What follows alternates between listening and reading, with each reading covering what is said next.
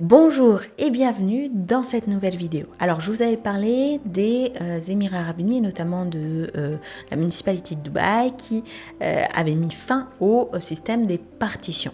Les partitions, c'est des logements qui sont séparés, pas de manière initiale, qui sont séparés par des murs en placo pour diviser un logement en plusieurs parties et louer chaque partie à différents locataires. Les Émirats Arabes Unis ont voulu mettre fin à cette pratique tout simplement parce qu'elle est dangereuse, parce que ce sont des murs qui ne respectent pas les normes en termes de détecteurs incendie, etc. Donc ça, c'est la première chose à savoir.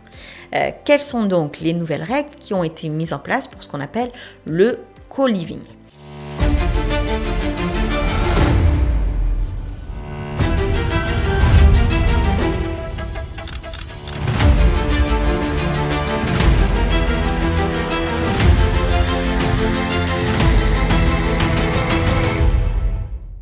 Le co-living, ce n'est pas tout à fait la même chose que les partitions, tout simplement parce que le co-living, c'est le fait de vivre ensemble dans un logement qui effectivement pourrait être divisé, mais qui doit être divisé de manière autorisée, de manière légale.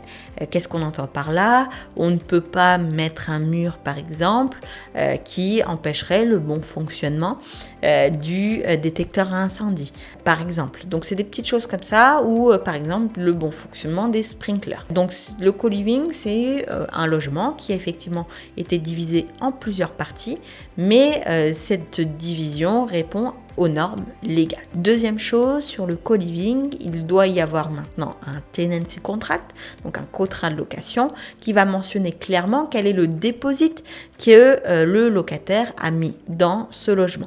Généralement, le deposit pour le co-living va représenter 1000 ou 2000 dirhams contre en moyenne 5 à 7000 dirhams pour un vrai logement. Donc le montant du deposit doit être clairement mentionné dans le tenancy contract, dans le contrat location de l'appartement. Enfin, dernier élément, lorsqu'on loue en co-living, la place minimum, c'est 5 mètres carrés par habitant, ce qui n'est pas grand-chose.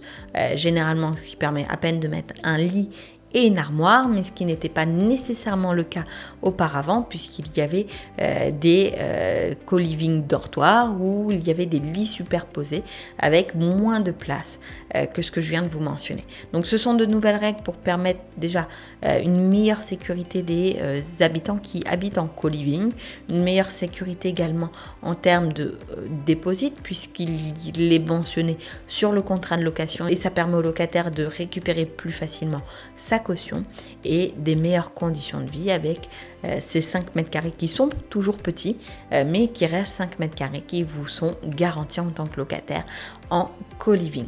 J'espère que cette vidéo vous aura aidé à faire valoir vos droits. Si vous avez déjà partagé ce type de logement, si vous avez déjà vécu en co-living, n'hésitez pas à raconter votre expérience en commentaire pour que ça puisse servir au plus grand nombre. Sur ce, je vous souhaite le meilleur et je vous dis à très vite dans une prochaine vidéo. Concrétisez votre projet de société aux Émirats Arabes Unis en prenant rendez-vous avec nous dès maintenant.